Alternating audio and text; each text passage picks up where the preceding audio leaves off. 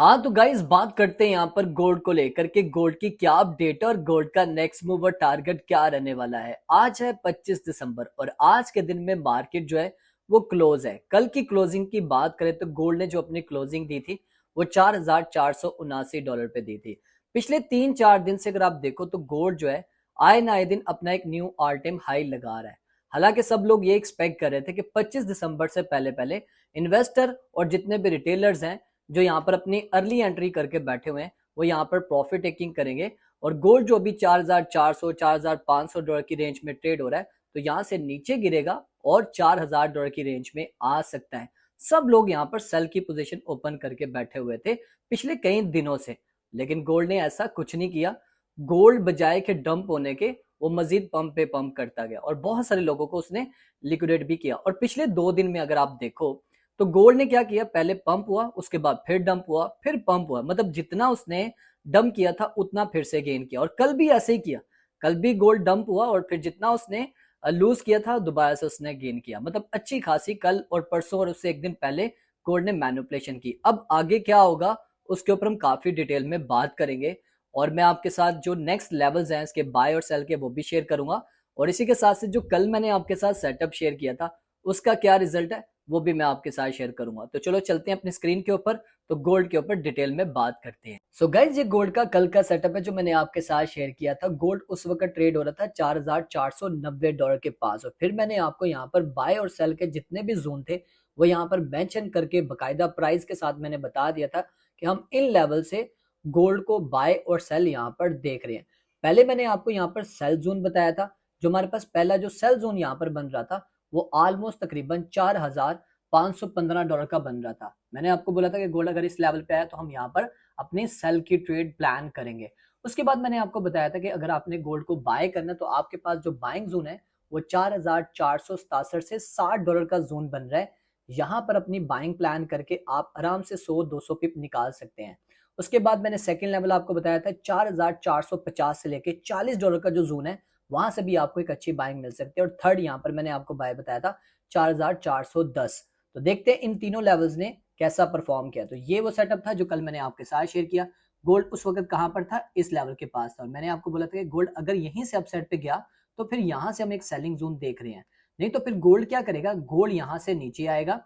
इस लेवल तक तो हम पहले एक्सपेक्ट करते हैं जो हमारे पास बनता है 4,460 से $67 का लेवल।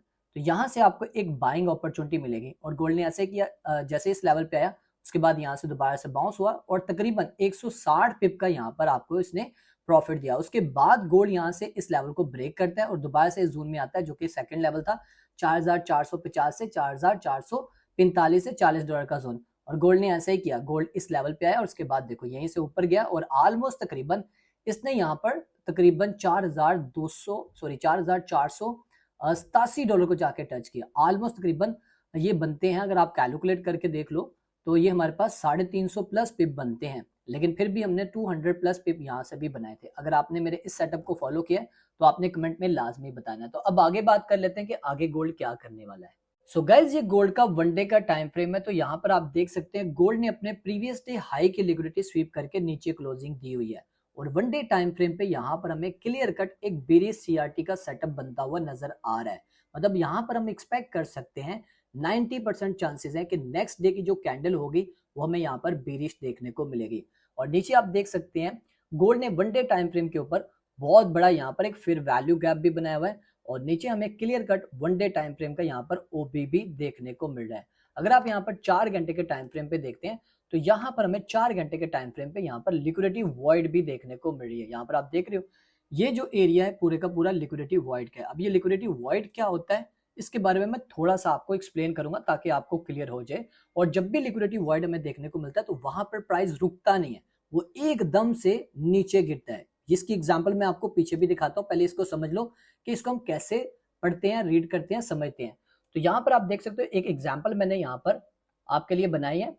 तो इसमें लिक्विडिटी वॉइड ऐसे हम देखते हैं, जो पहला इसका जो फिर वैल्यू गैप होता है उसको हम काउंट नहीं करते और जो लास्ट वाला होता है उसको नहीं करते। उसके दरमियान में जो कुछ भी होता है ये सारा लिक्विडिटी वॉइड होता है, क्योंकि ये जो दो जोन होते हैं ये हमारे पास एक कह सकते हैं हाई रेजिस्टेंस लिक्विडिटी कहलाते हैं। और ये वाला और ये वाला और ये जो दरमियान में होता है इसको हम लो रेजिस्टेंस लिक्विडिटी में काउंट करते हैं। तो इसके एग्जांपल मैं आपको दिखाता हूँ। यहाँ पर आप प्रीवियस थोड़ा सा देख लो।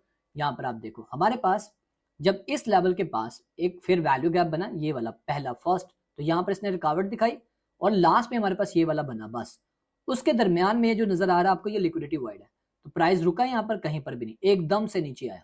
सिर्फ ये एग्जाम्पल नहीं है, इसके पीछे भी आप देख सकते हो। ये देख रहे हो, पहला सिर्फ इसने फिर वैल्यू गैप को फिलअप किया, उसके बाद जितने भी नीचे वाला था उसको इसने टाइम नहीं लगाया, और ये देखो नीचे तक इसने सबको ये फिलअप किया। बहुत सारे एग्जाम्पल पीछे आप खुद भी जाके देख लोगे। ये मैं आपको 4 घंटे पे दिखा रहा हूँ, हर टाइम फ्रेम पे आपको ऐसे देखने को मिलेगा। ये देख रहे हो, पहला गैप यहाँ पर ये था, उसके बाद देखो रुका ही नहीं, प्राइस नीचे आ गया। ठीक है, यहाँ पर भी आप देख सकते हो, बहुत सारे एग्जाम्पल है। यहाँ पर भी आप देख सकते हो, ये पहला यहाँ पर इसने गैप फिलअप किया, उसके बाद नीचे देखो कितने ज्यादा गैप थे, लेकिन प्राइस कहीं पर भी रुका नहीं, एकदम से नीचे गिरा। यहाँ पर भी आप देख सकते हो, ये फिर वैल्यू गैप था पहला, उसके बाद देखो नीचे जितने भी गैप थे वहां पर एक बार भी ये नहीं रुका और एक सडनली यहाँ पर नीचे की तरफ गिर गया। सो यहाँ पर मैं एक्सपेक्ट कर रहा हूँ कि गोल्ड अगर इस लेवल पे ना रुका, जो भी मैं आपको 1 घंटे के टाइम फ्रेम पे दिखाऊंगा, तो फिर गोल्ड यहाँ से नीचे की तरफ जाने के ज्यादातर चांसेस है। यहाँ पर आप देख सकते हो, ये हमारे पास ये लेवल बन रहा है जो कि बनता है 4407 लेवल डॉलर का।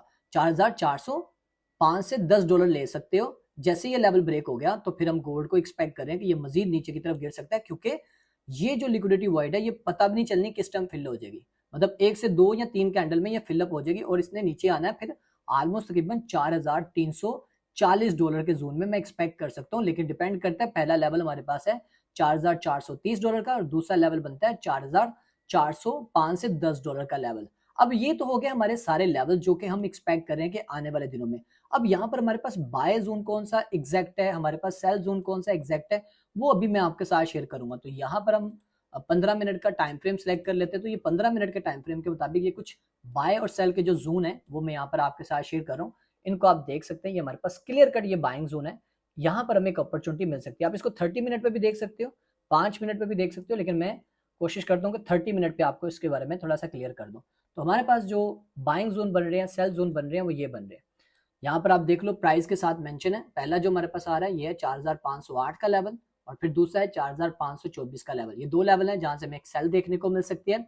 उसके बाद जो हमारे पास एक बाइंग आ रही है छोटी सी, याद रखना इन सभी के ऊपर अगर ट्रेड्स करनी है 30-40 पिप से ज्यादा का सेल नहीं लगाना और 100 पिप से ज्यादा एक्सपेक्ट नहीं करना।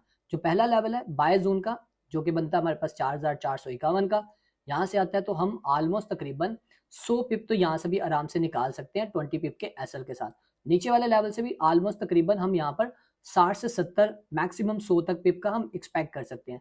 तीसरा जो लेवल है 4410 का, तो यहाँ से भी हम इतना ही एक्सपेक्ट कर सकते हैं। और मजीद सेलिंग प्रेशर कहाँ से आ सकता है, जैसे मैंने आपको बताया था कि जैसे ये 4405 और 10 के लेवल को ब्रेक करके नीचे आया तो ये $4395 से थोड़ा सा भी नीचे देखने को मिला और ये मोमेंटम कैंडल के साथ इसने क्लोजिंग दे दी गोल्ड ने, तो फिर अब एक्सपेक्ट करो कि नीचे गिरेगा। क्यों? क्योंकि अगर आप 30 मिनट के टाइम फ्रेम पे भी देखो तो इतना बड़ा लिक्विडिटी वॉइड है। सिर्फ रुकना है तो यहाँ पर रुकेगा, इस लेवल पे जो एक फिर वैल्यू गैप देखने को मिल रहा है यहाँ पर। उसके बाद पीछे हमारे पास कहीं पर भी यहाँ पर आप देखो कोई भी ऐसा उसने गैप यहाँ पर कोई रुकावट नहीं बनाई हुई। तो ये क्लियर कट हमारे पास एक बहुत बड़ा सेलिंग जोन है। अगर गोल्ड ने इस लेवल को ब्रेक कर दिया ना, ये 4405 से $10 के जोन को, तो फिर गोल्ड बुरे तरीके से नीचे गिरेगा और 4340 तक मैं एक्सपेक्ट कर रहा हूँ यहाँ तक आ सकता है। फिल वक्त अभी यहाँ पर सेल के सारे जोन और बाय के सारे जोन मैंने आपके साथ शेयर कर दिए। अगर यहाँ से गोल्ड मजीद ऊपर की तरफ जाएगा तो फिर मैं मजीद आपको अपडेट दे दूंगा। सो गाइज, ये थी गोल्ड की आज की अपडेट और बाय और सेल के सभी जोन मैंने आपके साथ शेयर कर दिए। बाकी इन लेवल्स के ऊपर अगर आपने ट्रेड करनी है तो आपने प्रॉपर प्लानिंग करके, रिस्क मैनेज करके, मनी मैनेज करके यहाँ पर ट्रेड प्लान करनी है। I am not a financial advisor. ये जितने भी सेटअप मैं आपके साथ शेयर कर रहा होता हूँ ये जस्ट सिर्फ एजुकेशन पर्पज के लिए होते हैं और इनके ऊपर मेरी पर्सनल ट्रेड्स होती हैं।